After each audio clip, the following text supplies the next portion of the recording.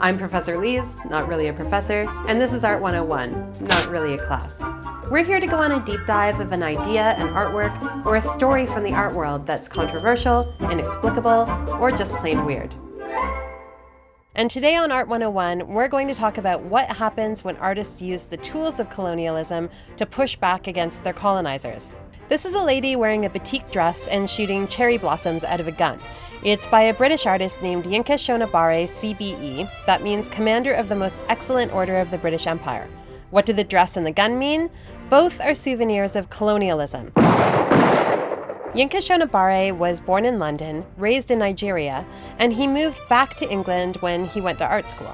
In a lot of his works, you'll see people dressed in these batik fabrics. These are patterns that people have often considered as generally African. Why do we think that? Because the history of colonialism is insidious and has often given us some bad intel. But SHONIBARE is pointing at the actual history of the fabric, which is not actually African at all. It was inspired by designs in Dutch Indonesia, produced in England, and then sold back to West African colonized lands. And by the 1960s, it had become not only known as an African-looking fabric, it was actually considered a symbol of African independence and culture by Africans. By inserting this into his sculptures, SHONIBARE uses his art to wake us up to some of the things we don't know about colonialism, and to challenge some of the things we think we do.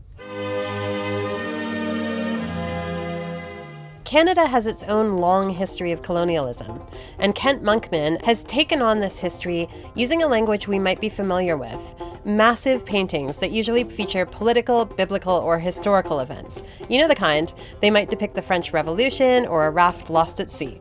MONKMAN turns this genre on its head in the most disturbing ways, like in The Scoop, his painting from 2018. The colors and the arrangement of figures mimic the huge paintings we're used to seeing. But what's actually happening on the canvas is something much more terrible: the kidnapping of Indigenous children from their parents and their homes, to be taken to residential school where they were cut off from their language, their culture, and their families. And by making this work, Kent MONKMAN uses a form of painting that's usually state-sanctioned and that usually celebrates colonial triumph to expose the evil reality of colonialism. Brian Youngens, another artist who's used unusual methods to point to the history of colonialism, commodification, and culture. His sculptures look like intricate masks from the northwest coast of Canada. They have faces, eyes, even real hair. But closer up, you'll find out that his warriors are actually made out of Nike Air Jordans. Youngens says that his art fights against the trap of racial pigeonholing, while it makes reference to racism, cultural stereotypes, and even the sweatshops in which mass-market products often get made. One of the best services art can do is take a simple idea and make it nuanced, or make a complicated idea something we can get our minds around, or our feelings. Remember Picasso? His Les Demoiselles d'Avignon from 1907 was based on a series of Iberian masks he saw at a museum. Picasso's love of them was part of a pretty insidious way of seeing art of other cultures, African, Asian, Near Eastern, as primitive, made by people who were less connected to technology and more connected to nature, sexuality, even violence. This way that many white Europeans saw the cultures they were busy colonizing made its way into all kinds of art before and after Picasso.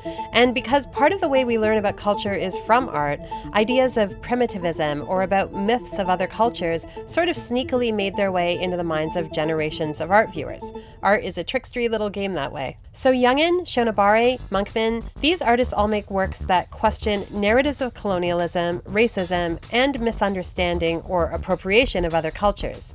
And by doing so, they give us a chance to change how we take in and how we question history. See you next time for more Art 101.